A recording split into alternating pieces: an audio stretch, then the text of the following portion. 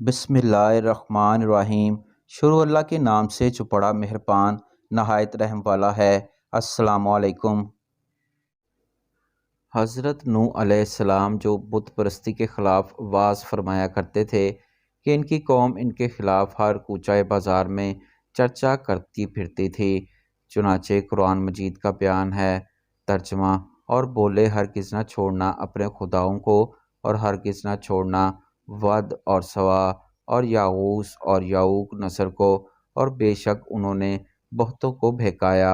حضرت نوح علیہ السلام کی قوم بت پرست ہو گئی تھی، اور ان لوگوں کے 5 بت بہت مشہور تھے جن کی پوجا کرنے پر پوری قوم نہایت ہی اصرار کے ساتھ کمر بستہ تھی۔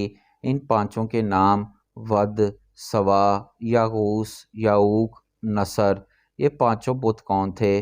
ان کے بارے میں حضرت عروہ بن رضی اللہ تعالی عنہ کا بیان ہے کہ یہ 5 حضرت آدم علیہ السلام کی اولاد تھے جو نہایت ہی دیندار، عبادت گزار تھے، اور لوگ ان 5 کے محب اور مقتدی تھے۔ جب ان 5 کی وفات ہو گئی تو لوگوں کو بہت زیادہ رنج و صدمہ ہوا، تو شیطان نے ان کی تعزیت کرتے ہوئے یوں تسلی دی کہ تم لوگ ان کے بت بنا کر رکھو اور ان کو دیکھ کر اپنے دلوں کو تسلی دیتے رہو۔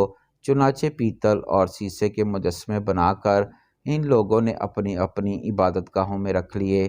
کچھ دن تک لوگ ان مجسموں کی زیارت کرتے رہے، پھر لوگ ان بتوں کی عبادت کرنے لگے اور خدا پرستی چھوڑ کر بت پرستی کرنے لگے۔ حضرت نوح علیہ السلام 9.5 برس تک ان لوگوں کو واعظ سنا سنا کر اس بت پرستی سے منع فرماتے رہے۔ بالآخر طوفان میں غرق ہو کر سب ہلاک ہو گئے، مگر شیطان اپنے اس فعل سے باز نہ آیا اور ہر دور میں اپنے وسوسوں کے جادو سے لوگوں کو اس طور پر بت پرستی سکھاتا رہا۔ لوگ اپنے صالحین کی تصویریں اور مجسمے بنا کر پہلے تو کچھ دن تک ان کی زیارت کرتے رہے اور ان کے دیدار سے اپنا دل بہلاتے رہے، پھر رفتہ رفتہ ان تصویروں اور مجسموں کی طرح شرک و بت پرستی کی لعنت میں دنیا گرفتار ہو گئی اور خدا پرستی اور توحید خالص کا چراغ بجھنے لگا، جس کو روشن کرنے کے لیے انبیاء سابقین یکا بعد دیگرے برابر مبعوث ہوتے رہے۔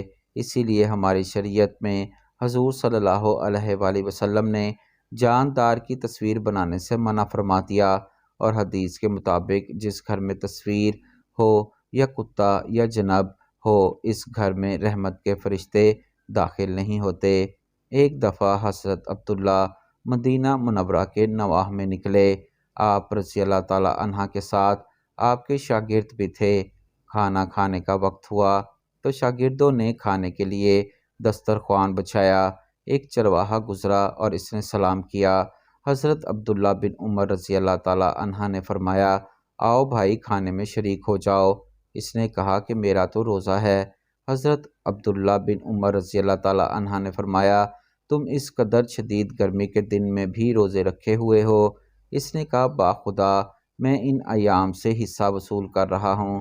حضرت عبداللہ رضی اللہ تعالی عنہ نے اس کے تقوی کا امتحان لینے کے لیے اس سے فرمایا، ایسا کرو کہ اپنی بکریوں میں سے ایک ہمارے ہاتھ فروخت کر دو، ہم تمہیں اس کی قیمت بھی دیں گے اور گوشت بھی دیں گے، گوشت سے تم روزہ افطار کرنا۔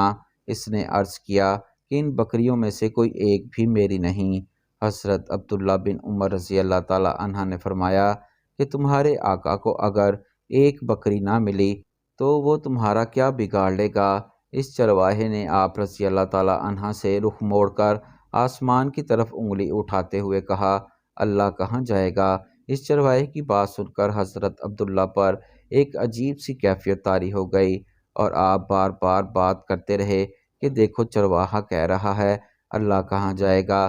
چنانچہ آپ جب مدینہ منورہ واپس تشریف لائے تو آپ نے اس چرواہے کے آقا سے وہ ساری بکریاں اور چرواہے کو خرید لیا، پھر چرواہے کو آزاد کیا اور ساری بکریاں اسے دے دیں۔